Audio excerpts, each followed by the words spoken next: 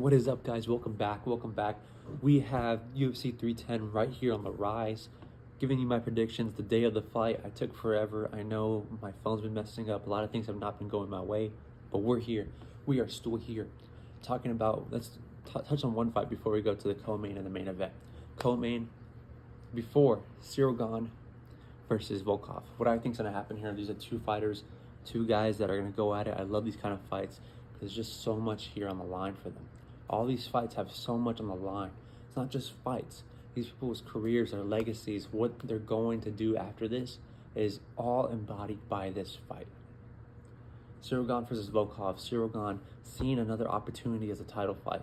He may have been discouraged in the past, but seeing that bright light between Tom beating Jones and him getting another fight for that title, I think that's going to bring him to another level. It's going to make him motivated again, because a lot of people were saying he was lacking some motivation. Volkov on a 5-win streak after what we did to Pavlovich, piecing him up, exposing him as a one-dimensional fighter.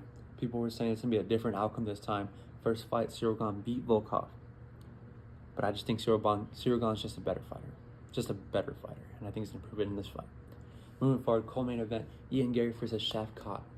In any other situation, this could be a title fight. This could be a main event.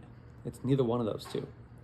Someone's always got to go. And we cannot say that in the UFC a lot. We cannot. But in this situation, we have that moment.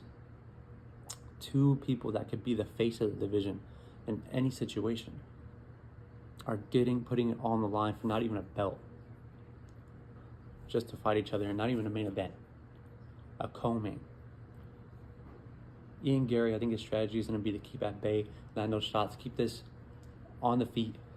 Shavkat, get in there, make this a messier fight. Ian Garry doesn't like messy fights. Shavkat's going to make this a messy fight. Get in his face, take him down. That's the goal for Shavkat, and submit him or finish him on the ground.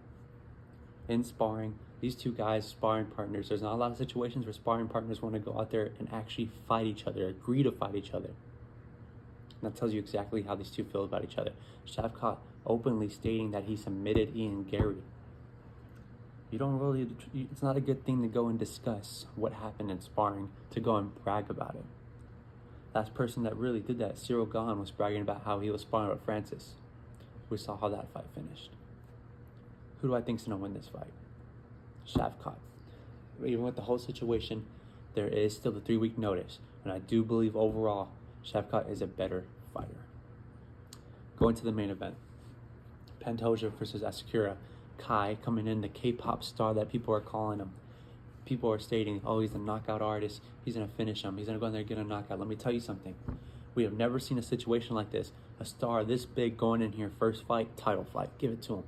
So many changes going from that ring to the octagon. So many rule changes. The fan base. There's so much here being thrown on Kai's plate. Can he handle it? Can he handle it and fight one of the best that there is to offer in Pantoja? Whose stamina, whose whole build of a fighter just seems to be on a different level than everyone else right now. I think we're going to go out there. We're going to see a very, very explosive start from Kai.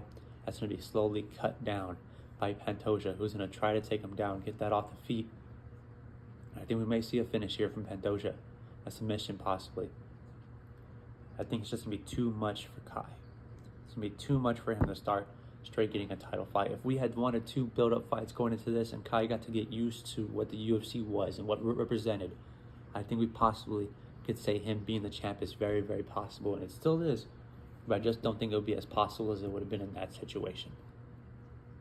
I am taking Pantoja to retain the title. I'll get back to y'all after the fights. Y'all have a good